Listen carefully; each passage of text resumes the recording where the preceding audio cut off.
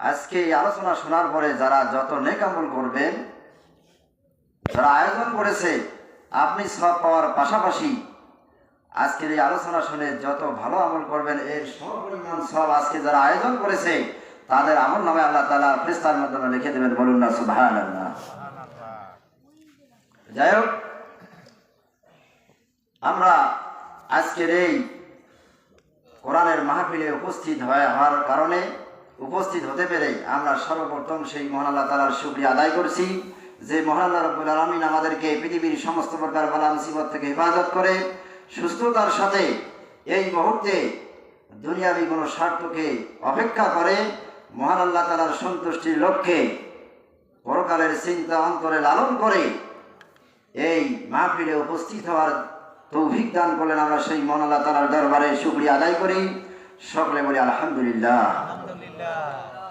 দরুদ সালাম পেশ করি সর্বকালের সর্বশ্রেষ্ঠ মহামানবের উপর,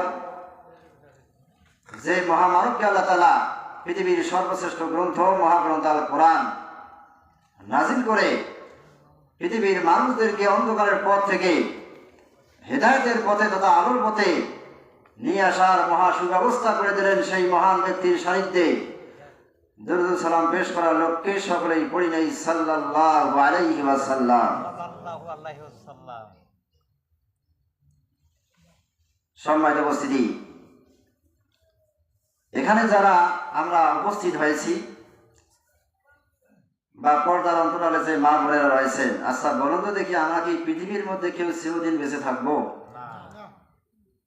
এটা তো চিরন্তন একটা সত্য কথা। পৃথিবীর মধ্যে কেউ বেঁচে থাকার জন্য আসে নাই।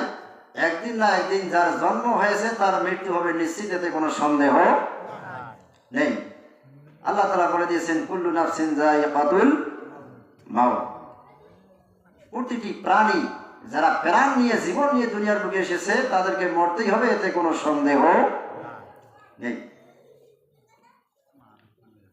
যাই হোক, আমি মূল আলোচনার দিকে যাব। আমি আপনাদের সামনে পবিত্র কোরআনুল কারীমের সূরাতুল ফুরকানের 70 নম্বর আয়াত থেকে আমি তেলাওয়াত করেছিলাম এবং বিশ্বনবীর অসংখ্য হাদিস থেকে, তিরমিজি শরীফ থেকে ছোট্ট একটি হাদিসও পাঠ করেছি। এর আলোকে আজকে কথা বলবো ইনশাআল্লাহ। আপনারা দোয়া করবেন আল্লাহ যেন কিছু কথা আলোচনা করার তৌফিক দান করেন। সকলে বলে আল্লাহুম্মা আমিন। আমার বন্ধুগণ, পৃথিবীর থেকে যদি চিরবিদায় নিয়ে যেতে হয়, মৃত্যু যদি চিরন্তন সত্য হয়, মৃত্যুর পরে যদি কবরে ভালো মানুষের জন্য আরামদায়ক বিছানা হয়ে যায়, কবর আর খারাপ মানুষের জন্য যদি কষ্টদায়ক জাহান্নামের বিছানা যদি আল্লাহ করে দেন, এটা যারা অন্তরে বিশ্বাস করে, অন্তরে যারা লালন করে, তারা তারপরেও কেন তাদের জীবনের মধ্যে অসংখ্য খারাপ কাজ সংগঠিত করে? সবাই জানে আমি মরবো, আমার আমল নামা যদি খারাপ হয়, মৃত্যুর পরে কবরে আমার অবস্থা কি খারাপ আছে। আর যারা নিজে জেনে বুঝে শুনে ভালো কাজ করে নেকির পাল্লা ভারী করেছে, তাদের মনে একটা আশা আকাঙ্ক্ষা আছে যে আমি দুনিয়ার মধ্যে অনেক কষ্ট করে আল্লাহর ইবাদত বন্দেগী করেছি, মৃত্যুর পরে আমি আশা করি কবরে আল্লাহ তাআলা আমার জন্য কি জান্নাতের বিছানা তৈরি করে দেবেন। বলুন সুবহানাল্লাহ। এই কথাটা কি সবাই বিশ্বাস করে? সবাই বিশ্বাস করে, কিন্তু সেভাবে মানে না। আমার বন্ধুগণ, যে কথাটা বলতেছিলাম, এই জন্য আল্লাহ রাব্বুল আলামিন কোরআনুল কারীমের অনেক জায়গার মধ্যে ঈমানদার লোকদেরকে আবার ঈমান আনার কথা বলেছেন। এই কারণে আমরা রেডিমেড মুসলমান হয়েছি, রেডিমেড ঈমানদার হয়েছি, কিন্তু প্রকৃত ঈমানদার আমরা এ পর্যন্ত হতে পারি না। এই জন্য আল্লাহ তাআলা বলেছেন ইয়া আইয়ুহাল্লাযীনা আমানু আমিনু বিল্লাহি ওয়া রাসূলি। এই আয়াতের মধ্যে আল্লাহ তাআলা বলেছেন, হে ঈমানদারগণ, তোমরা আবার পুনরায় ঈমান আনো আল্লাহর উপর এবং রাসূলের উপর, কিতাবের উপর, এবং এই পৃথিবীপূর্বে যে কিতাবগুলো নাযিল করেছেন তার উপর, আখিরাতের উপর। এইভাবে আল্লাহ তাআলা ঈমানদারদেরকে আবার ঈমান আনার কথা কেন বললেন? এই কারণেই বলেছেন, আমরা যখন মুসলমানের ঘরে জন্ম নেওয়ার পরে মুসলিম হিসেবে পরিচয় দেই, ইসলাম ধর্মে, আপনার আমার বাবা মা ছিল ইসলাম ধর্মের লোক, সেই দিক দিয়ে আমরা পরিচয় দেই যে আমার ধর্ম হলো ইসলাম। কিন্তু বলেন তো দেখি, এই পরিচয় দেওয়ার পরে আজকে আমাদের মুসলমানদের দ্বারা হাজারো খারাপ কাজ সংঘটিত হচ্ছে, কথা বলুন ঠিক কিনা? ইমানদার পরিচয় দেয়, মুসলমান পরিচয় দেয়, সেই মুসলমান নামাজ পড়ে না, সেই মুসলমান রোজার সময় অনেকে বিভিন্ন রোগের ভান করে রোজা থেকে বিরত থাকে, সুদ খায়, ঘুষ খায়, জেনা ব্যভিচারে লিপ্ত থাকে, নানান ধরনের খারাপ কাজে নিজের জীবনকে বরবাদ করে দিচ্ছে। কিন্তু মৃত্যুর পরে যদি কবরের চিন্তা থাকতো তাদের, তাহলে তারা জীবনে এই সমস্ত খারাপ কাজ করতে পারতো না, কথা বলুন ঠিক কিনা? কিন্তু এটা হলো মৌখিক বিশ্বাস। এই জন্য আল্লাহ তাআলা বলেছেন, তোমরা যে রেডিমেড ইমানদার হয়েছো, রেডিমেড যে ইমানের পরিচয় দাও আমি ইমান এনেছি, এই ইমান রেডিমেড দিয়ে হবে না, তুমি আবারও ইমান আনো। ইমানদারদেরকে আল্লাহ তাআলা এই জন্য বলেছেন তোমাকে আবারও ইমান আনতে হবে পূর্ণভাবে। যতক্ষণ তুমি পূর্ণ ইমানদার হয়ে দুনিয়ার সমস্ত খারাপ কাজ থেকে নিজেকে বিরত রেখে আখিরাতের ভয় অন্তরে লালন করে, কবরের ভয় লালন করে, যতক্ষণ সমস্ত প্রকার খারাপ কাজ তোমার জীবন থেকে দূরীভূত না হবে, ততক্ষণ তুমি ইমানদার হতে পারবে না। এই জন্য আল্লাহ তাআলা বলেছেন পরিপূর্ণ মুসলমান হতে হবে, পরিপূর্ণ ইসলামের অনুসারী হতে হবে। আল্লাহ তাআলা বলেছেন, ইয়া আইয়ুহাল্লাযীনা আমানু দুখুলু ফিস-সিলমি কাফা ওয়া লা তাত্তাবিউ খুতুওয়াতিশ শাইতান। আল্লাহ তাআলা এখানে বলেছেন যে হে মুসলমান, হে ইমানদার, তোমরা পরিপূর্ণভাবে ইসলামে প্রবেশ করো। আচ্ছা বলুন তো দেখি, ইসলাম ধর্মের অনুসারী হয়ে যদি নামাজ না পড়ি, রোজার সময় যদি রোজা করি, নামাজ না পড়ি, আবার সুদের টাকা সমানে খাচ্ছি, ঘুষের টাকা সমানে খাচ্ছি, জিনা ব্যভিচার সহ নানান ধরনের নিজের মন গড়া জিন্দগি পালন করতেছি, বলুন তো এই লোকগুলো কি পরিপূর্ণ ইসলামের মধ্যে আছে না বাহিরে আছে? কি মুসলমান হয়েও তাদের দ্বারা এমন কোনো খারাপ কাজ নাই যেটা সংগঠিত হয় না। মানুষের আশ্চর্য বিপদ, মানুষের কর্মকীর্তি দেখে অনেক সময় আশ্চর্য লাগে যে লোকটা সারা জীবন নামাজ পড়লো না, আল্লাহর হুকুম আহকাম পালন করলো না, সুদ খেলো, ঘুষ খেলো, সারা জীবন ইসলামের বিরুদ্ধে, কোরআনের বিরুদ্ধে নিজের জীবনকে পরিচালনা করলো। ওই লোকটা যখন মৃত্যুবরণ করে, মৃত্যুবরণ করার পরে কবরে রাখার সময় বলে বিসমিল্লাহি আলা মিল্লাতি রাসূলিল্লাহ। আচ্ছা বলুন তো দেখি, এই সমস্ত লোকদের জন্য এই দোয়া করি কোনো লাভ হবে? চিরন্তন একটা মিথ্যা কথা। বিসমিল্লাহি আলা মিল্লাতি রাসূলিল্লাহ, যে লোকটা নামাজ সারা জীবন পড়লো না, তাকে কবরে নামাজ সময় বলা যে আল্লাহর নামে তাকে রেখে দিলাম, এবং আলা রাসূলুল মিল্লাতি রাসূলিল্লাহ, বিশ্ব নবীর আদর্শের উপরে রেখে দিলাম। আচ্ছা বলুন তো দেখি, যে লোকটা জীবনে বেঁচে থাকা অবস্থায় নামাজ পড়লো না, সুদ খেলো, ঘুষ খেলো, জিনা ব্যভিচারে লিপ্ত হলো, যে সমস্ত মা বোনেরা পর্দা করলো না, বেপর্দা নিজের জীবনকে অতিবাহিত করলো, আবার এই সমস্ত মা বোনেরা যখন মৃত্যুবরণ করে তাদেরকে পর্দা দিয়ে দেওয়া হয়, কথা বলুন ঠিক কিনা? আচ্ছা বলুন তো দেখি, যে মা বোনেরা সারা জীবন পর্দা করলো না, বেপর্দায় চললো, নিজের মন গড়া মতো জীবন পরিচালনা করলো, আল্লাহ রাব্বুল আলামিন যে জায়গায় পর্দাকে ফরজ করে দিলেন, কুল্লিল মুমিনাতি ইয়াগদুদনা মিন আবসারিহিন্না ওয়া ইয়াহফাজনা ফুরুজাহুন্না, আল্লাহ তাআলা আয়াতের মধ্যে বলেন প্রত্যেকটি মুমিন নারীদেরকে বলছেন, আল্লাহ তোমরা যে চক্ষু নিম্নগামিত করো, চক্ষুকে ইবাদত করো, সমস্ত প্রকার বেগানা পুরুষ থেকে ইবাদত করো, বেগানা সমস্ত কিছু থেকে নিজের চোখকে ইবাদত করো, পর্দা করো। আচ্ছা বলুন তো, এই যে মা বোনেরা সারা জীবন পর্দা করো না, মৃত্যুর পরে তার খাটলির উপরে যে পর্দাটা দেওয়া হয়, এই পর্দা দিয়ে কোনো লাভ হবে নাকি? হবে? আল্লাহ কি মারা যাওয়ার পরে পর্দা করতে বলছেন না জীবিত থাকা অবস্থায়? আচ্ছা বলুন তো দেখি, আমাদের প্রত্যেকের পরিবারে মা বোন আছে, প্রত্যেকের পরিবারে মা বোন আছে। আচ্ছা বিষয়টা একটু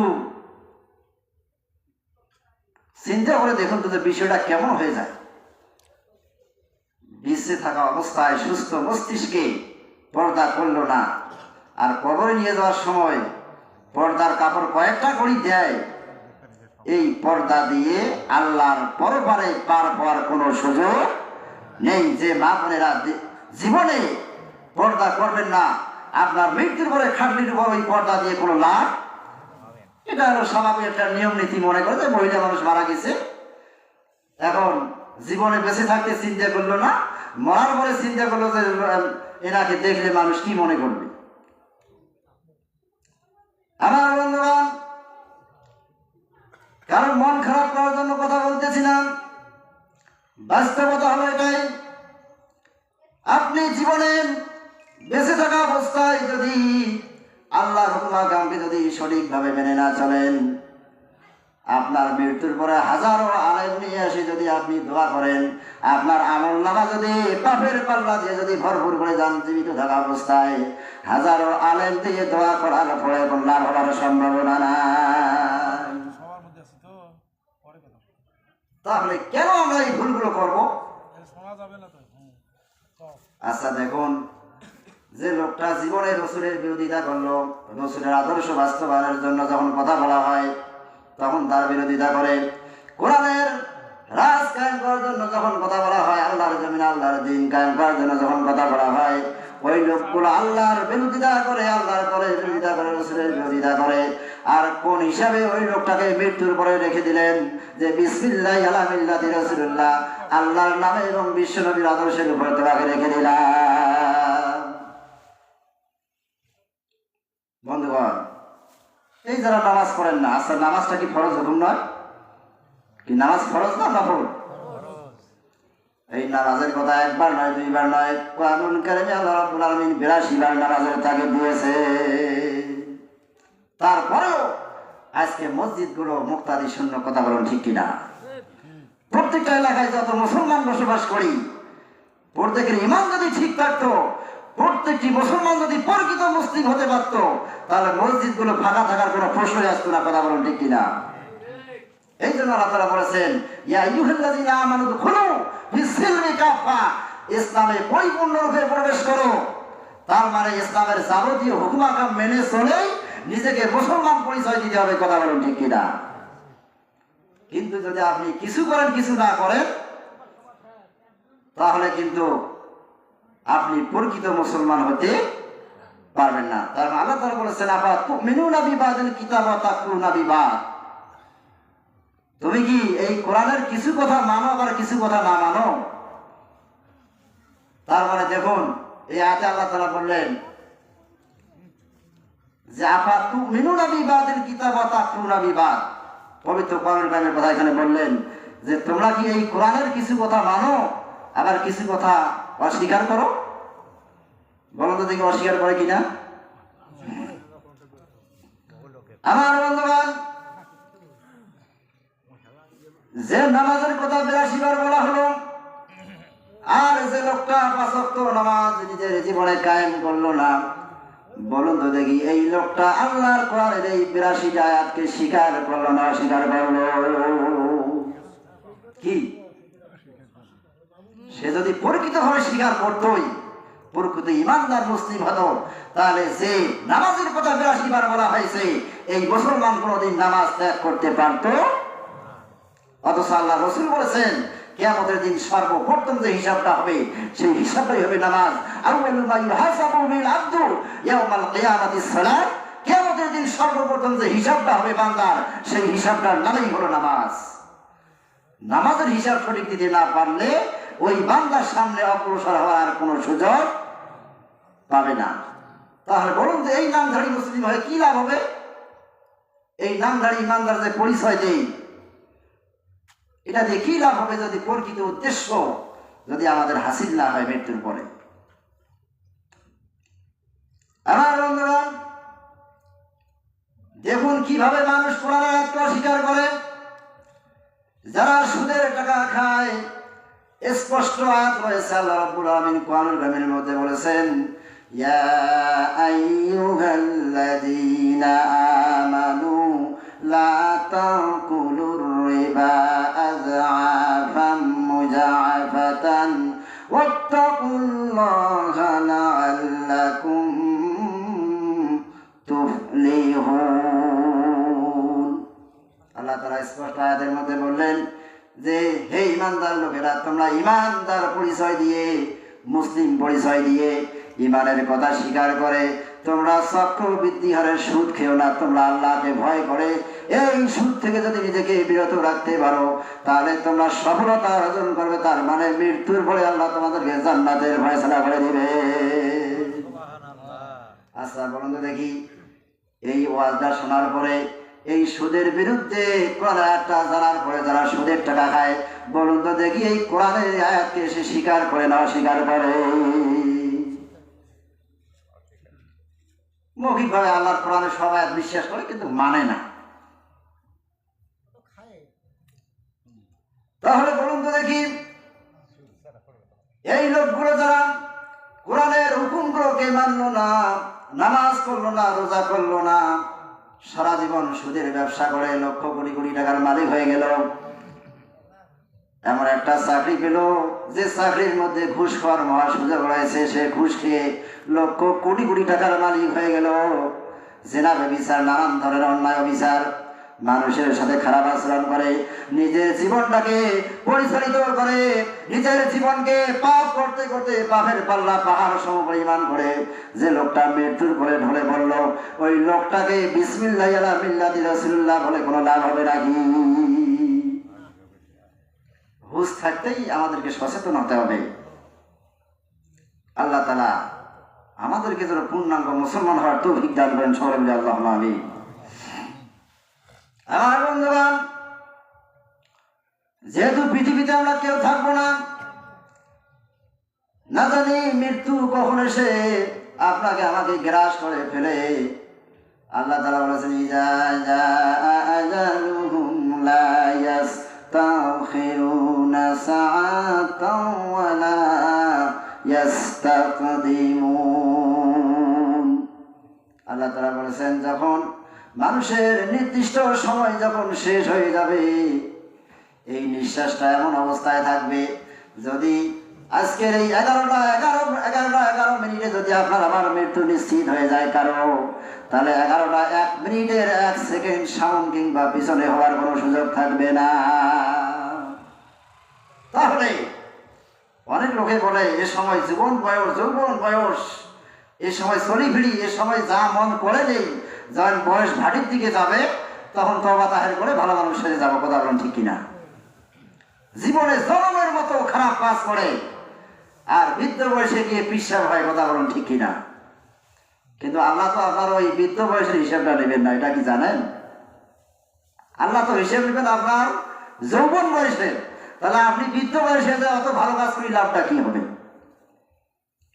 আপনার যদি যৌবন ঠিক না থাকে, এই মধ্যবর্তী বয়সটা যদি আপনার ঠিক না থাকে, বিশেষ করে যখন আপনার আমার আমলনামা লেখা শুরু হয়ে গিয়েছে 10 বছর পরে, এই 10 বছর থেকে শুরু করে যৌবন বয়স পদার্পণ শেষ হওয়া পর্যন্ত যে মধ্যবর্তী সময়টা রয়েছে, এই সময়টার হিসাব আল্লাহ রাব্বুল আলামিন পুঙ্খানুপুঙ্খানুভাবে নেবে।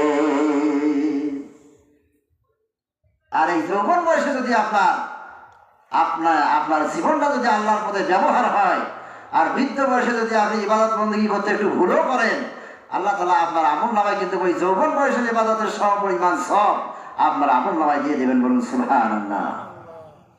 তাহলে হাইলাইট হবে কোন বয়সের ইবাদত? যৌবন বয়সের ইবাদত। এই সময়টাকে গুরুত্ব দিতে হবে। আল্লাহ রাসূল বলেছেন লা তাজুলু কদাম ইবনে আদমা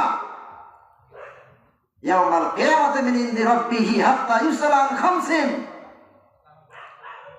ফীমা আবনাহু আন উমরিহি ফীমা আবনাহু ওয়া আন শাবাবিহি ফীমা আবলাহু ওয়া মালিহি মিন আইনা ইকতাসাবাহু ওয়া মা ফীহা আনফাকাহু ওয়া মাজা আলিমা বিমা আমিলা। আল্লাহ রাসূল এখানে বলেছেন, আল্লাহ রাসূল এই হাদিসের মধ্যে বলেছেন, কিয়ামতের দিন যখন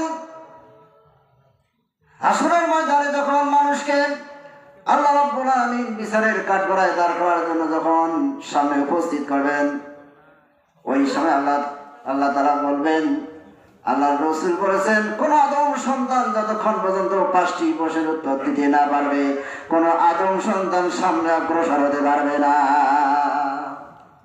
5টি প্রশ্নের কথা বলা হয়েছে। প্রথম প্রশ্ন, ও বান্দা সারা জীবন তুমি কোন পথে ব্যয় করেছো? 2 নাম্বার, তোমার সারা জীবনের মধ্যে যে গুরুত্বপূর্ণ সময়টা ছিল যৌবনকাল, এই যৌবনকালটা তুমি আল্লাহর পথে ব্যয় করেছো না খারাপ পথে ব্যয় করেছো না শয়তানের পথে ব্যয় করেছো? এই যৌবনকালের সময়টা আল্লাহ রসুলের বিরুদ্ধে ব্যয় করেছো না আল্লাহ রসুলের পক্ষে ব্যয় করেছো? ইবাদত বন্দেগীতে ব্যয় করেছো না গান বাজনা নিয়ে, তামসা নিয়ে, নানান ধরনের জিলাপি বিচার, রত্নার বিচার, পাপাচার করতে করতে নিজের জীবনটাকে এই যৌবন বয়সে শেষ করে দিয়েছো? বান্দা, যৌবন বয়সে তুমি কি করেছো তার সঠিক জবাব দিয়ে দাদা। তাহলে বলুন, এখানে সারা জীবনের মধ্যে প্রথম প্রশ্ন সারা জীবন কোন পথে ব্যয় করেছো, আর দ্বিতীয় প্রশ্নই হলো বান্দা তুমি যৌবন বয়সে কি করেছো, কিভাবে সময় অতিবাহিত করেছো তার জবাব দাও, তারপরে সামনে অগ্রসর হও। আচ্ছা বলো, একটা প্রশ্ন জবাব দিতে না পারলে তো আর সামনে আগাতে দূরের কথা, পিছু টানতে বাধ্য হবে, আর পিছু টানলে তো জাহান্নাম ছাড়া গতি নেই। এইভাবে প্রথমে সারা জীবন কি করলেন তার জবাব হবে আল্লাহ। দ্বিতীয় প্রশ্ন করবে যৌবন বয়সে আপনি কি সময় কিভাবে অতিবাহিত করেছেন। 3 নম্বর প্রশ্ন করবে আপনি দুনিয়ার মধ্যে যত ধন সম্পদ অর্জন করেছেন, অর্থ সম্পদ, এগুলো কোন পথে অর্জন করেছ? এই ধন সম্পদগুলো কোন পথে অর্জন করেছ? সুদের টাকা খেয়ে, ঘুষের টাকা খেয়ে, মানুষের টাকা আত্মসাৎ করে, অন্যায় অবিচার করে, মানুষের প্রতি অবিচার করে মানুষের অর্থ আত্মসাৎ করেছো নাকি? তুমি কিভাবে এই টাকাগুলো, ধন সম্পদগুলো দুনিয়ার মধ্যে অর্জন করেছো? বান্দা, আজকে জবাব দাও, তুমি কি বৈধ পথে অবলম্বন করেছো, বৈধ পথে অর্জন করেছো না সুদের ঘুষের টাকা দিয়ে অর্জন করেছো? আচ্ছা বলুন তো দেখি, এই প্রশ্ন যখন করবে তখন আজকে যারা সিরিয়ারি বাটপাড়ি করলো, লক্ষ কোটি কোটি টাকা শেষ করে দিল, যারা সুদের টাকা খেতে খেতে হঠাৎ আঙ্গুল ফুলে কলা গাছ হচ্ছে, একটু ভালো চাকরি পাইছে, ঘুষির টাকা খেয়ে হঠাৎ আঙ্গুল ফুলে কলা গাছ, গাড়ি বাড়ি সব কিছু। আচ্ছা বলুন তো, এই লোকগুলো কি জবাব দিতে পারবে যখন আল্লাহ বলবে যে কোন পথে এগুলো অর্জন করেছো? 4র্থ নাম্বার প্রশ্ন করবে, বান্দা যে সম্পদগুলো অর্জন করেছো, এই সম্পদগুলো তুমি কোন পথে ব্যয় করেছো তারও জবাবটা দাও। এই সম্পদগুলো আমার নির্ধারিত খাতের মধ্যে ব্যয় করেছো না শয়তানের তাবেদারিতে শয়তানি কর্মকাণ্ডমূলক কাজে ব্যয় করেছো তার জবাব দাও।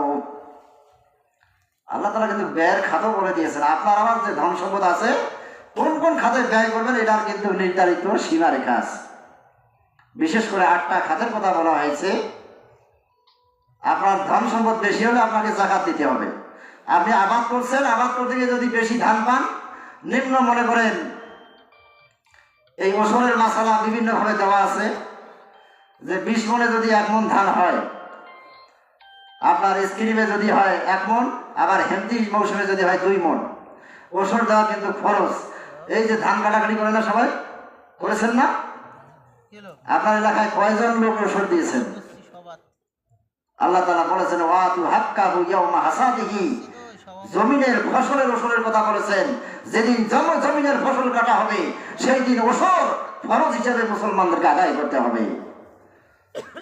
মুসলমান সাজিত বসে আছেন, অনেকে ডোলের মধ্যে 100 মণ, 20 মণ, 200, 400 মণ ধান তুলেছেন। এই ধানগুলোর কি ওসর কয়জনে দিয়েছেন?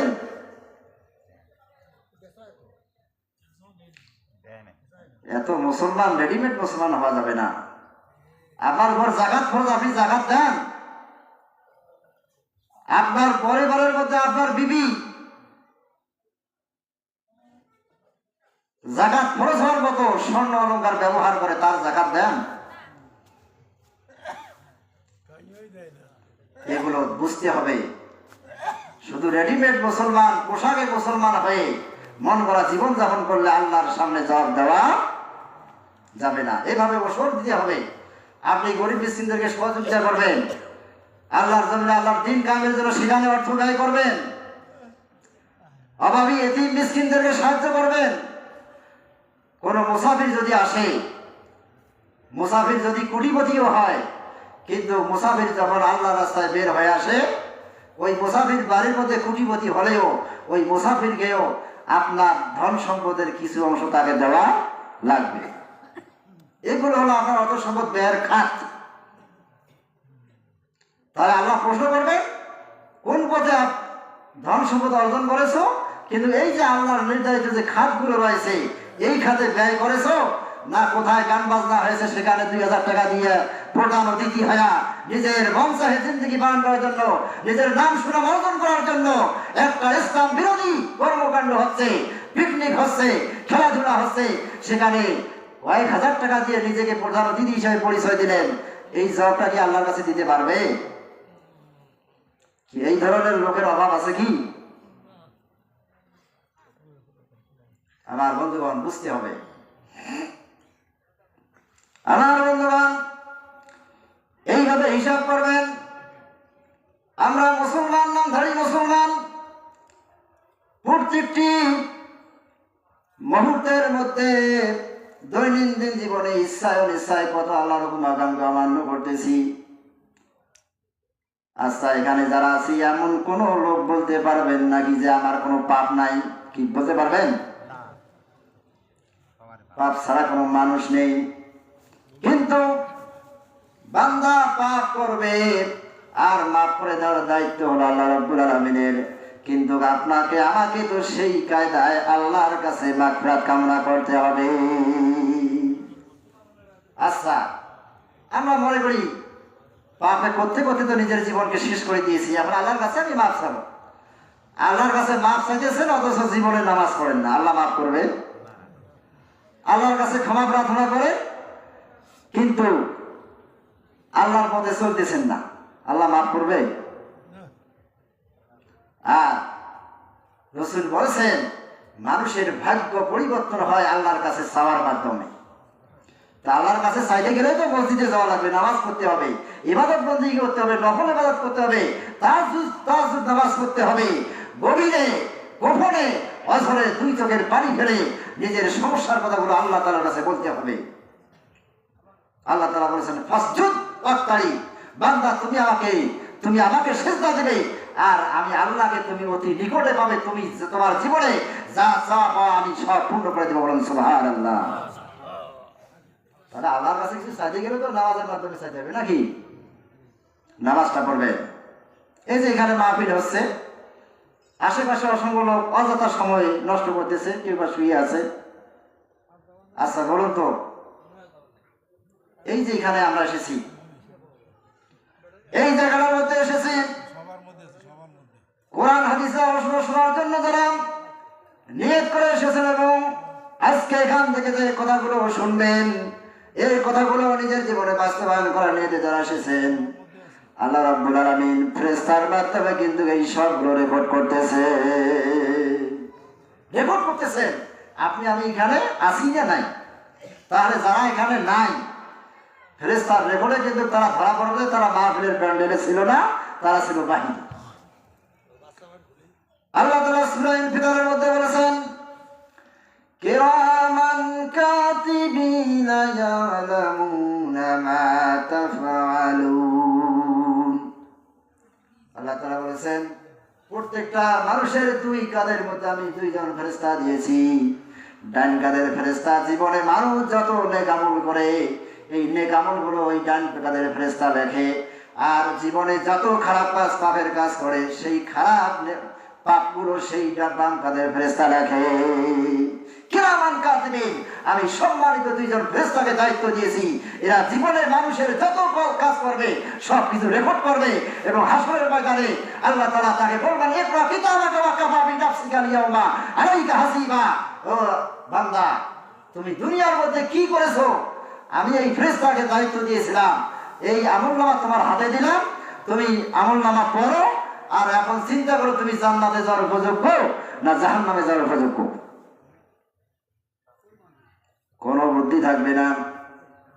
ঠিক ওই সময় যখন আল্লাহ তাআলা আমলনামা দেবেন কিছু ধরনের লোক যারা সারা জীবন পাপ কাজ করতে করতে নিজের জীবনকে বরবাদ করে দিয়েছে, জিনা করেছে, ব্যভিচার করেছে, আল্লাহর হুকুমের বাইরে নিজের জীবনকে পরিচালিত করেছে, ওই সমস্ত লোকগুলো হাজারো খারাপ কাজ করার পরে আল্লাহর সামনে অস্বীকার যাবে যে আল্লাহ তোমার ফেরেশতাগুলো মিথ্যা লিখেছে, আমি দুনিয়ার মধ্যে এই খারাপ কাজগুলো করি নাই, এগুলো তোমার ফেরেশতা মিথ্যা কথা লিখেছে। আচ্ছা বলুন তো, যখন মানুষ এই কথা বলবে আল্লাহ কি বিপদে পড়বে? হ্যাঁ, আল্লাহ বিপদে পড়বে না। তখন আল্লাহ তাআলা যে সমস্ত মানুষগুলো দুনিয়ার মধ্যে হাজারো খারাপ কাজ অপকর্ম করার পরে যখন মুখ দিয়ে অস্বীকার যাবে, আল্লাহ রাব্বুল আলামিন সেই সাথে সাথেই ওই মানুষগুলোর জবান বন্ধ করে দিবেন, মুখ বন্ধ করে দিবেন, মুখের মধ্যে সিলমোহর মেরে দিবেন, ওই মুখ আর মিথ্যা কথা বলতে পারবে না। এই কথাটা আল্লাহ তাআলা সূরা ইয়াসিনের 65 নম্বর আয়াতের মধ্যে আল্লাহ তাআলা বলেছেন, যখন মানুষ এই মুখ দিয়ে মিথ্যা কথা বলবে, আল্লাহ তাআলা বলেছেন, আল-ইয়াওমা নাখতিমু আলা আফওয়াহিহিম ওয়া তুকাল্লিমুনা আইদিহিম ওয়া তাশহাদু আরজুলুহুম বিমা কানু ইয়াকসিবুন। আল্লাহ তাআলা বলবেন, আল-ইয়াওমা নাখতিমু, আমি সেই দিন ওই সমস্ত লোকদের মুখের মধ্যে সিলমোহর মেরে দিব। যখন মুখের মধ্যে সিলমোহর মেরে দিব, ওয়া তুকাল্লিমুনা আইদিহিম, ওই বান্দা জীবনে যত অপকর্ম করেছে, ভালো কাজ করেছে, সেই কথাগুলো ওই বান্দার দুই হাত কথা বলতেই থাকবে। ওয়া তুকাল্লিমুনা মানে হলো কথা বলা, আইদিহিম মানে হলো আমাদের হাত, আমাদের প্রত্যেকের দুই হাত। বিশেষ করে যারা খারাপ কাজ করার পরে অস্বীকার যাবে আমি এই খারাপ কাজগুলো করি নাই, তখন আল্লাহ তাআলা হাতকে অনুমতি দিবেন, এই হাত ওই বান্দা দুনিয়ার মধ্যে যত অপকর্ম করেছে সব কিছু ঠাস ঠাস করে বলে দিবে। আচ্ছা বলুন তো, যে ওখানে আল্লাহর সাথে বাটপারি করার কোনো সুযোগ থাকবে? দেখবেন সূরা ইয়াসিনের 65 নম্বর আয়াতের তাফসীরে এই আয়াতের আলোকে বিস্তারিত বর্ণনা দেওয়া আছে। এটাই যদি বাস্তবতা হয়, হাত কথা বলবে, ওয়া তাশহাদু আরজুলুহুম, এই হাতের কথাগুলোর পক্ষে দুই পা সাক্ষ্য দিবে, কোনো বান্দার বাটপারি করার মতো সুযোগ থাকবে না, আমি আল্লাহর সামনে মিথ্যা কথা বলার মতো কোনো সুযোগ থাকবে না। আচ্ছা বলুন তো, এই চিন্তাগুলো, এই কথাগুলো যদি আমরা মুসলমান হয়ে অন্তরে লালন করি সঠিকভাবে, তাহলে বলুন তো দেখি আমাদের মাধ্যমে সহজে খারাপ কাজ সংঘটিত হওয়ার সম্ভাবনা আছে? এগুলো তো আমরা চিন্তা করি না। আমার বন্ধুগণ, আজকে আপনাদের সামনে আমি যে আয়াতে কালিমা তেলাওয়াত করেছি, এই আয়াতের কালিমার মধ্যে যেটা বক্তব্য আছে, এই বক্তব্যটা যদি আজকের এই মাহফিলের প্যান্ডেল থেকে মেনে যেতে পারেন, যদি নিয়ত করেন যে আমি আজকে এখান থেকে এই নিয়ত করলাম, আমি আলোচনাটা করতেছি একটু পরেই, তাহলে আল্লাহ রাব্বুল আলামিন আজকে এই মাহফিল থেকে আমাদের সকলকে নিষ্পাপ হিসেবে ফিরিয়ে নেবে। সেই কথাটা আমি আলোচনা করতেছি এবং এই সংক্রান্ত একটি আয়াত তেলাওয়াত করেছি, সূরা ফুরকান আয়াত নাম্বার 70। আমার বন্ধুগণ, দুনিয়ার মধ্যে হাজারো পাপ করে আমরা এ পর্যন্ত জীবন পরিচালিত করতেছি। এখন যদি চক্ষু বন্ধ করি, এই জীবনে এই বয়সে কত খারাপ কাজ করেছি, কত ভালো কাজ করেছি, সব কিছু কিন্তু চোখের সামনে ভেসে আসবে, আসবে না? আর একটা কথা মনে করবেন, জীবনে অসংখ্য ভালো কাজ করেছেন, কিন্তু সেই ভালো কাজগুলোর কথা যতটা স্মরণ নাই, জীবনে যত খারাপ কাজ করেছেন সেই খারাপ কাজের কথা আজ পর্যন্ত স্মরণ আছে। কথা বলুন ঠিক কিনা? ছোট্ট বয়সে যদি কারো একটা যদি কারো আম চুরি করে থাকেন, সেটাও কিন্তু আজও মনে আছে। কি কথা বলুন ঠিক কিনা? কিন্তু সেইভাবে হাজারো ভালো কাজও করেছেন, কিন্তু সেই তুলনায় ভালো কাজগুলো এইভাবে স্মরণ নেই। তাহলে চক্ষু যদি বন্ধ করি, চক্ষু বন্ধ করার পরে নিজের আমল যতটুকু করেছি, দেখি পাল্লা ভারী করেছি না পাপের পাল্লা ভারী করেছি, সবকিছু স্পষ্ট হয়ে আসবে চোখের সামনে। তাহলে দেখা যাবে যে আমাদের ম্যাক্সিমাম মানুষের পাপের পাল্লা ভারী হওয়ার সম্ভাবনা আছে। এই জন্য কি করবেন?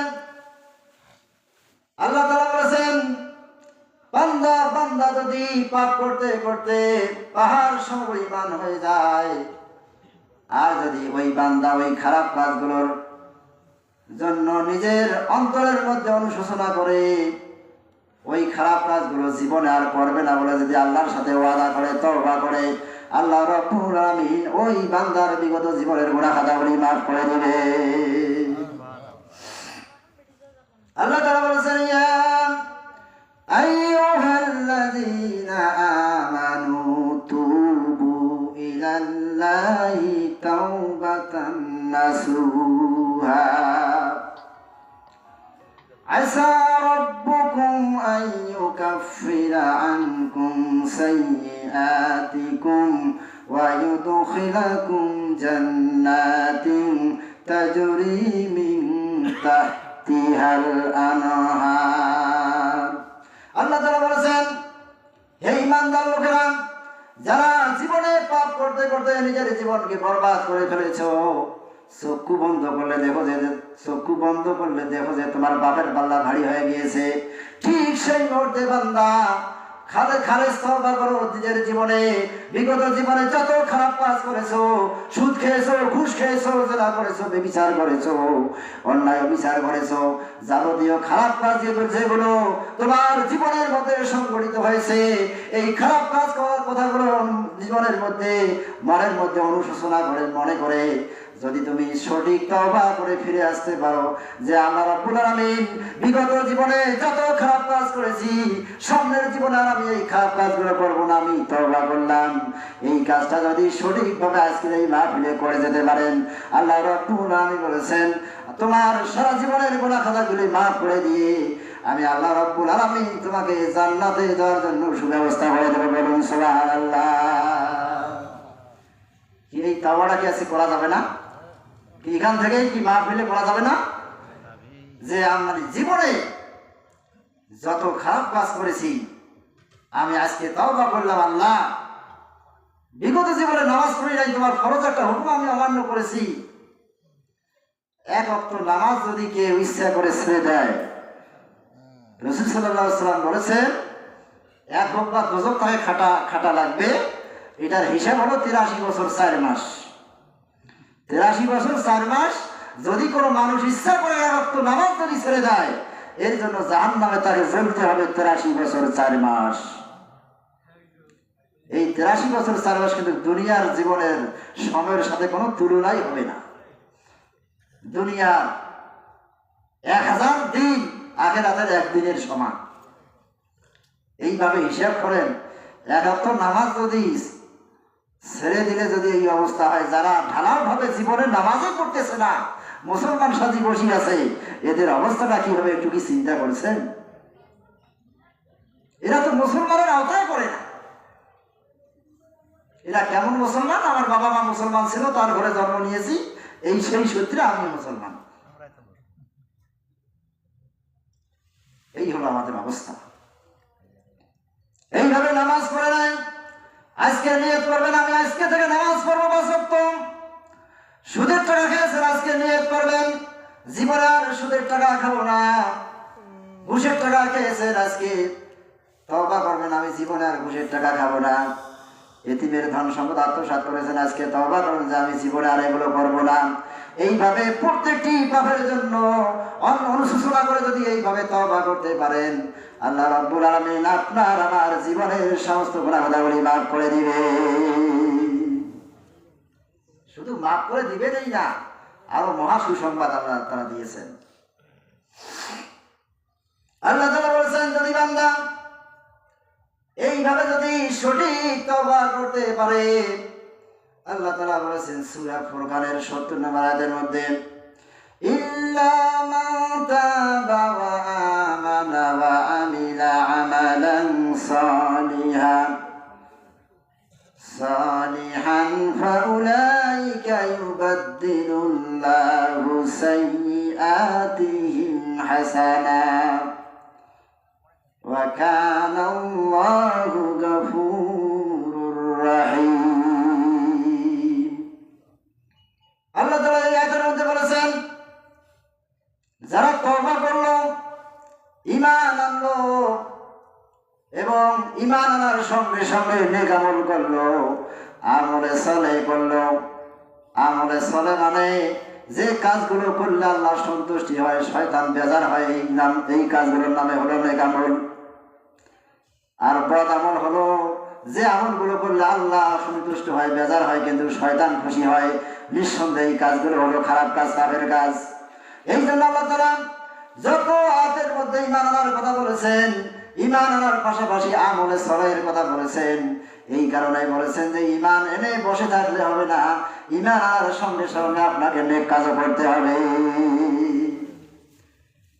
কবর হাসর মিজান কোরআন আল্লাহ আখের কিয়ামত রাসূল নবী রাসূল সবকিছু বিশ্বাস করেন কিন্তু সেভাবে নিজের জীবনে ওগুলো আমল করেন না আপনার ওই ঈমানের 4 পয়সায় দাম আল্লাহর কাছে।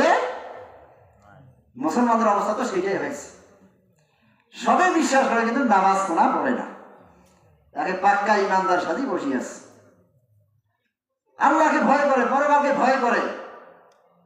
সুদ খেলে আল্লাহ রাসূল বলেছেন আর রিবা সাবউনা হুরবান যে যারা সুদ খায় তার জন্য 70 প্রকারের গুনাহ আছে তার মধ্যে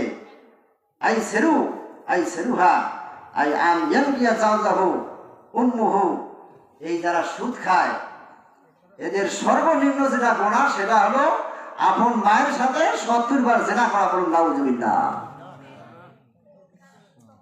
এগুলো কিন্তু আমার মন গড়া কথা বলতেছি না প্রত্যেকটা হাদিসের ব্যাপারে কোরআনের আয়াতের ব্যাপারে রেফারেন্স আছে দেখবেন আপনি যে কোনো বইয়ের মধ্যে সুদের অধ্যায় বের করিয়ে ওখানে দেখবেন সুদের বিষয়ে কতগুলো হাদিস কতগুলো আয়াত দেওয়া আছে স্পষ্ট হাদিসটা যারা সুদ খায় তারা আপন মায়ের সাথে 70 বার জিনা করে। তাহলে বলুন তো দেখি যারা সুদ খাচ্ছে তারা তাহলে আপন মায়ের সাথে জিনা করা পছন্দ করতেছে কি কথা বলেন না? এই হলো মুসলমানদের অবস্থা বিশ্বাস করে ঠিকই কিন্তু সুদ খেয়ে আপন মায়ের সাথে জিনা করার মতো প্রস্তুত হয়ে আছে। কথা বলুন ঠিক কিনা? কেমন ইমানদার কেমন মুসলমান আমার বন্ধুগণ। এই জন্য সব কিছুর উপর বিশ্বাস করে হাত পা গুটিয়ে নিজের সুবিধা মতো জীবন যাপন করলে আল্লাহর জান্নাতে যাওয়া যাবে না। আল্লাহর জান্নাতে যাওয়ার জন্য মেহনত করতে হবে সরজ আমল করতে হবে। জান্নাত কারো মামুর বাড়ির আপনার নয় যে আপনি চাইলে আল্লাহ জান্নাত দেবে আল্লাহ আপনাকে পরীক্ষা করবে না। আল্লাহ তাআলা বলেছেন আম্মা হাসিবতুম আন তাদখুলুল জান্নাতা ওয়া লাম্মা ইয়াতিকুম মাসালুল লাযীনা খালাউ মিন ক্বাবলিকুম মাসাতুহুমুল বাসাউ ওয়াদ দাররাউ ওয়া যুলজিলু হাত্তা ইয়াকুলার রাসূলু ওয়াল্লাযীনা আমানু মা'হু মাতা নাসরুল্লাহ আলা ইন্না নাসরাল্লাহি করিব। আল্লাহ তাআলা বলেছেন মানুষ যদি মনে করেন তাদেরকে আমি এমনি জান্নাতে দেব না এটা ধারণা করা ভুল হয়ে যাবে। তার কারণ ইতিপূর্বে যারা ঈমানদার লোকেরা ছিল তারা ঈমান আনার কারণে তাদেরকে অনেক কষ্ট নির্যাতন দেওয়া হয়েছিল। তারপর তারা আল্লাহর পথে নিজের জীবনকে বিলিয়ে দিয়ে শাহাদাতের নজরানা পেশ করে ঈমানদারের পরিচয় দিয়েছে। আর আমরা রেডিমেড ঈমানদার হয়ে আমরা সহজেই আল্লাহর জান্নাতে যেতে চাই। কথা বলুন ঠিক কিনা? ইতিহাস সাক্ষী দেয় ঈমান আনার কারণে ঈমানদারদেরকে অগ্নিকুণ্ডে নিক্ষেপ করা হয়েছিল। তাদের সেই সময়টা রাজা বাদশারা ঈমান আনার কারণে করাত দিয়ে এই দেহটাকে দ্বিখণ্ডিত করা হয়েছিল। এই জন্য আল্লাহ তাআলা বলেছেন তোমরা এমনি জান্নাতে যাবে, অথচ তারা যে কষ্ট করলো জান্নাতে যাওয়ার জন্য এত ত্যাগ স্বীকার করলো। আর তোমরা রেডিমেড হয়ে জান্নাতে যেতে চাও তো আমি তোমাদেরকে ঈমান খতিয়ে দেখবো না? যে ঈমান অনুযায়ী তোমরা কতটুকু কাজ করেছো? এমনকি ইতিপূর্বের ইতিহাস সাক্ষী দেয় এই লোকগুলো ঈমান আনার কারণে তখনকার রাজা বাদশাহ তাদের উপর যে অত্যাচারের স্টিম রোডার চালাচ্ছিল, এমনকি অত্যাচার সহ্য করতে করতে তারা বলেছিল মাতা রাসূলুল্লাহ কবে আল্লাহর সাহায্য আসবে, এই সমস্ত আল্লাহর দুশমনদের হাত থেকে আমরা কখন রক্ষা পাবো। এই অত্যাচার সহ্য করতে করতে তারা যখন এই কথা বলেছিল মাতা রাসূলুল্লাহ আল্লাহ কখন তোমার সাহায্য আসবে, আল্লাহ তাআলা বলেছেন আলা ইন্না নাসরাল্লাহি কারীব, বান্দা তুমি ধৈর্য ধারণ করো, ঈমানের উপর অবিচল থাকো, আমার সাহায্য তোমার অতি নিকটেই, বলুন সুবহানাল্লাহ। আর আমরা এমনিতেই এই পর্যন্ত মুসলমান হয়ে সাজিয়েছি, আল্লাহর জমিনে আল্লাহর দিন কায়েমের জন্য কোনোদিন চেষ্টা করলাম না। এমনি মুখ দিয়ে বলি যে আল্লাহর জমিনে আল্লাহর দিন কায়েম হলে ভালো হতো, কিন্তু আপনি কতটুকু কাজ করলেন এটার হিসেব কে দিবে? আল্লাহ রাসূল বলেছেন মান মাতা ওয়ালাম ইয়ারজু ওয়ালাম ইউহাদ্দিস বিহি নাফসাহু মাতা আলা শুবাতিন মিনান নিফাক। আল্লাহ রাসূল বলেছেন যদি কোনো বান্দা, যদি কোনো মুসলমান জীবদ্দশায় আল্লাহর জমিনে আল্লাহর দিন কায়েম হোক, আল্লাহর জমিনে কোরআন দিয়ে রাষ্ট্র পরিচালনা হোক, এটা যারা চায় নাই এবং কিভাবে সেটা হবে এই জন্য নিজের মন থেকে চেষ্টা করে নাই, মন দিয়ে কামনা বাসনা করে নাই যে আল্লাহর জমিনে আল্লাহর দিন কায়েম হোক, আমি একটু চেষ্টা করে দেখি, আর এমন অবস্থায় যদি ওই লোকটা মারা যায় তার মৃত্যুটা মুনাফিকের খাতায় যায়, বলুন নাউজুবিল্লাহ। তাহলে আল্লাহর জমিনে আল্লাহর দিন কায়েম করতে গেলে আমাদের শুধু মুখ দিয়ে বললে হবে না, সেজন্য কাজ করতে হবে। যারা আল্লাহর জমিনে আল্লাহর দিন কায়েম করতে চায় তাদের সাথে সঙ্গ দিয়ে আমাদেরকে সর্বাত্মক চেষ্টা করতে হবে, না হলে আমরা মৃত্যুবরণ কিন্তু আমার তখন মুনাফিকের খাতায় চলে যাবে। আমার বন্ধুগণ, যে কথা বলতেছিলাম, জীবনে যত খারাপ কাজ করেছি আজকের এই মাহফিলের প্যান্ডেল থেকে আমরা তওবা করে যাব। যদি খালেস তওবা করতে পারি, আর তাওবাতুন নাসুহার তাফসীরের মধ্যে এসেছে একনিষ্ঠ তওবা, খালিস তওবা। তার মানে আজকে যদি যে লোকটা কেউ জিনা করে থাকেন জীবনের মধ্যে, আজকে তওবা করবেন যে বিপদ জীবনে যে জিনা করেছে, আল্লাহ আমাকে ক্ষমা করে দাও, মাফ করে দাও, আমি আগামী জীবনে আর কোনোদিন জিনা করব না। এইভাবে প্রত্যেকটি অপরাধের বিপরীতে আপনাকে একনিষ্ঠ তওবা করতে হবে। আর যদি এটার ধারাবাহিকতা যদি বজায় রাখতে পারেন, যে পাপ কাজগুলোর জন্য আজকে তওবা করবেন, আগামী জীবনে যদি খারাপ কাজগুলো থেকে বিরত থাকেন, তাহলে আল্লাহ তাআলা আপনাকে আরো কি পুরস্কার দেবে সেটা বলতেছি। আল্লাহ তাআলা বলেছেন ওয়া আমিলা আমালান সালিহান ফাউলাইকা ইউবাদদিলুল্লাহু সাইয়্যাতিহিম হাসানাত। আল্লাহ তাআলা বলেছেন যখন বান্দা এইভাবে যখন তওবা করবে, বিগত জীবনের খারাপ কাজগুলোর জন্য যখন তওবা করবে, আমি আল্লাহ রাব্বুল আলামিন তার শুধু পাপগুলো ক্ষমাই করব না, তার জীবনের যাবতীয় পাপগুলোকে আমি আল্লাহ রাব্বুল আলামিন নেকিতে পরিণত করে দিয়ে তার নেকির পাল্লা ভারী করব। মসজিদ কাইদে বলুন সুবহানাল্লাহ। এসে দয়ালু আল্লাহ বান্দার জন্য আর কি করবে বলেন? আপনি আমি পাপ করতে করতে জীবন শেষ করেছি, আল্লাহ ক্ষমা করে দেওয়ার জন্য প্রস্তুত, কিন্তু আমরা কি কোন মাধ্যমে ক্ষমা চাবো আল্লাহর এই কায়দায় পাচ্ছি না। কথা বলুন ঠিক কিনা?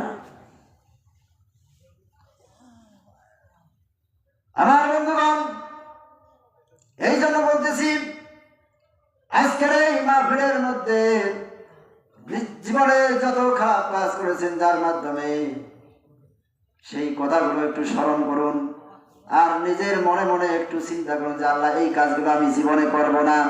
আর এই কাজটা যদি করতে পারেন, আর আল্লাহ রাব্বুল আলামিন যদি আপনার জীবনের যাবতীয় পাপগুলো যদি নেকিতে পরিণত করে দেন, তাহলে বলুন তো দেখি আপনার আমার নেকির পাল্লা ভারী হবে না হালকা হবে?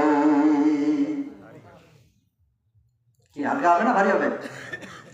আর ভারী যদি হয়, নেক আমল করতে করতে যদি নেকির পাল্লা যদি ভারী হয়ে যায়, আল্লাহ রাব্বুল আলামিন যেমন যেমন জান্নাত আপনাকে আমাকে দিবেন না, জান্নাতের যে 8টা স্তর রয়েছে, এই 8টা স্তরের মধ্যে সর্বশ্রেষ্ঠ স্তর দিয়ে আপনাকে আমাকে ধন্য করবে।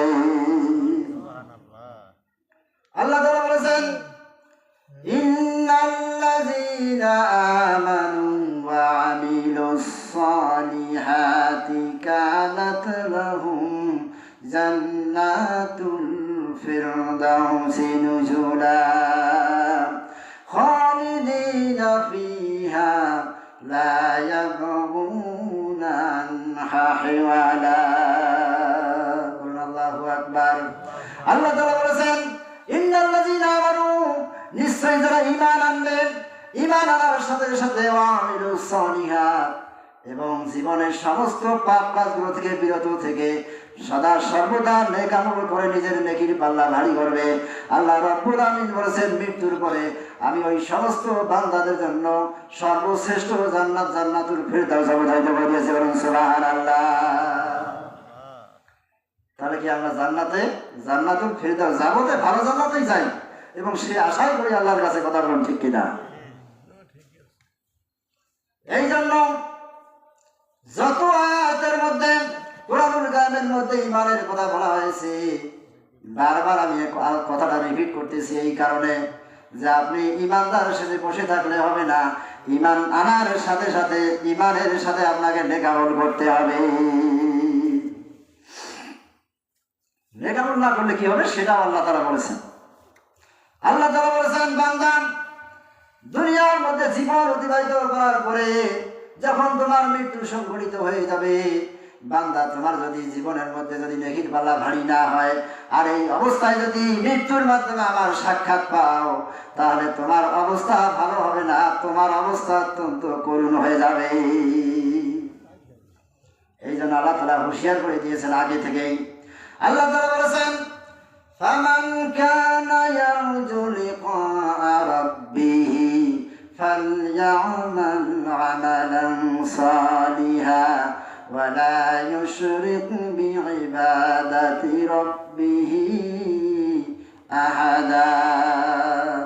আল্লাহ তাআলা বলেছেন, ও দুনিয়ার মানুষেরা, তোমরা যারা আমার সাথে সাক্ষাৎ করতে চাও মৃত্যুর মাধ্যমে, তোমরা স্বাভাবিক জীবন যাপন করে শোনা, তোমরা আমার সাথে যদি সাক্ষাৎ করতে চাও, তাহলে তুমি বেশি বেশি নেক আমল করো, আমলে সালেহের মাধ্যমে আমার সাক্ষাৎ করো।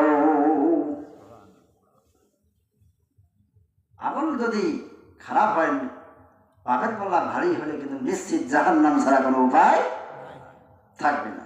তাহলে বলুন তো দেখি, এই কথাগুলো চিন্তা করে যদি নেকির পাল্লা ভারী না করে মন যা চায় সমানে করতেছি, আর মৃত্যুর পরে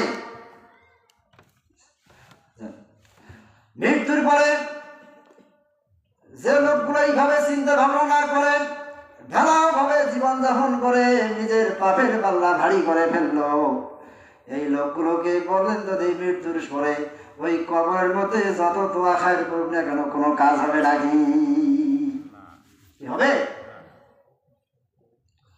মিনহা خلقناكم وفيها نعيدكم ومنها نخرجكم تارة أخرى। এই আয়াত আমরা কি করি? এটা একটা কোরআনের আয়াত, যেটা মাটি দেওয়ার সময় আমরা পাঠ করি। মিনহা খালাকনাকুম ওয়া ফিহা নুঈদুকুম, আমি তোমাকে সৃষ্টি করেছি মাটি থেকে, ওই মাটির মধ্যে তোমাকে নিয়ে যাব, আবার ওখান থেকে বাহির করে তোমাকে হাসরের ময়দানে নিয়ে এসে তোমার বিচার করব। এটাই যদি হয়, দুনিয়ার জীবনে যদি ভালো আমলের মাধ্যমে যদি আমি যদি চলতে না পারি, তাহলে মৃত্যুর সময় অবস্থা অত্যন্ত করুণ হয়ে যাবে।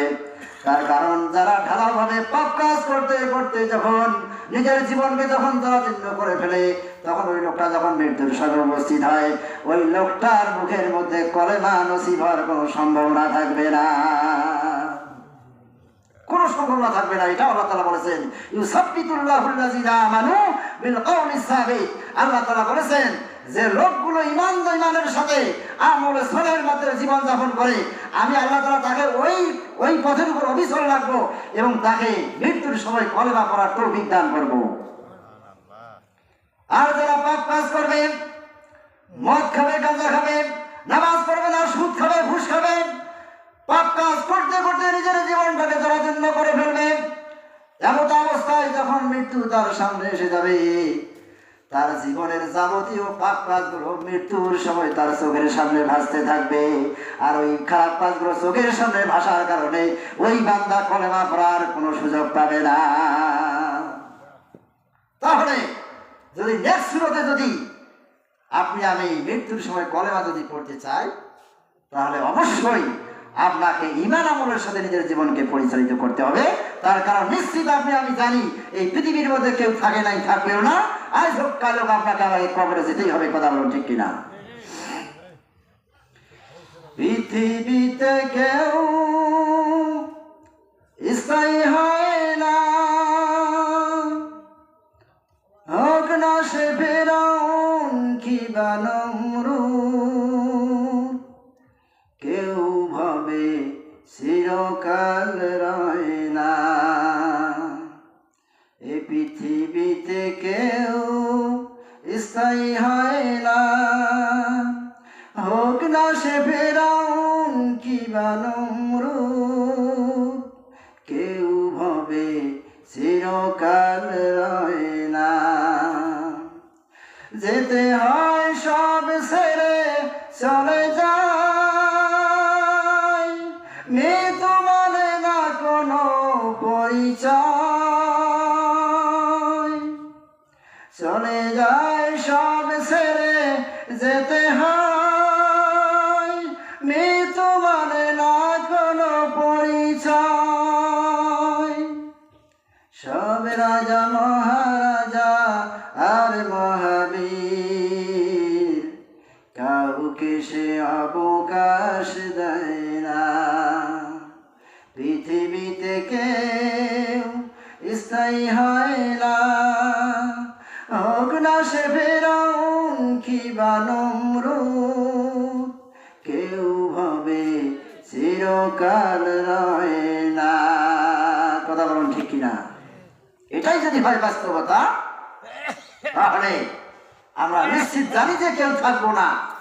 এটা জানার পরে যদি আপনার আমার আমলে জিন্দগি ভালো না হয়, মৃত্যুর পরে অবস্থায় কি খারাপ হবে?